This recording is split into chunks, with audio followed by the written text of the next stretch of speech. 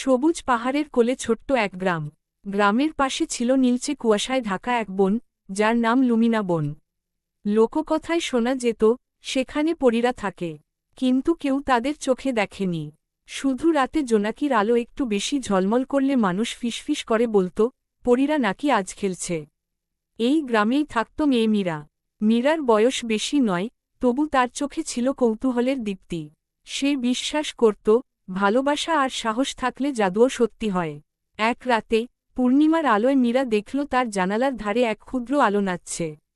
আলোটা ধীরে ধীরে রূপ নিল এক ছোট্ট পরীতে। তার ডানা ছিল রূপলি, চোখে কোমল হাসি। পরী বলল, তার নাম লুনা। লুমিনা বনের আলো নিভে যাচ্ছে। বনের হৃদয়ে থাকা আলোর ফুল শুকিয়ে গেলে পরীদের শক্তি হারিয়ে যাবে। মানুষ আর প্রকৃতির মাঝের বন্ধনও ভেঙে পড়বে। লুনা সাহায্য চাইতে এসেছে। মীরা ভয় পেলেও পিছিয়ে গেল না। সে মায়ের দেওয়া লাল ওড়নাটা কাঁধে নিল, যেন শ্বাসটা গায়ে জড়িয়ে নিল।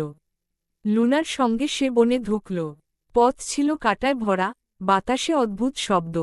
হঠাৎ অন্ধকার থেকে বেরিয়ে এল ছায়াময় প্রহরী। সে বলল, কেবল নিঃস্বার্থ মনি আলোর ফুল ছুঁতে পারে। মীরা চোখ বন্ধ করে বলল, সে কিছু চায় না, শুধু বনটা বাঁচুক। কথাটা শেষ হতেই পথ আলোকিত হয়ে উঠল।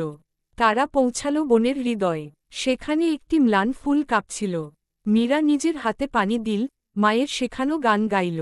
ধীরে ধীরে ফুলে আলো ফিরল, বন জেগে উঠল। লুনা খুশিতে উড়ে বেড়াল। পরীরা আবার শক্তি পেল। বিদায়ের সময় লুনা মীরাকে এক ফোঁটা আলো দিল। বলল, যতদিন ভালোবাসা রাখবে, আলো নিভবে না। পরদিন সকালে গ্রামবাসী দেখল বন আগের চেয়ে সবুজ। মীরা হাসল, জানল জাদু সত্যিই আছে, যদি হৃদয়টা সৎ।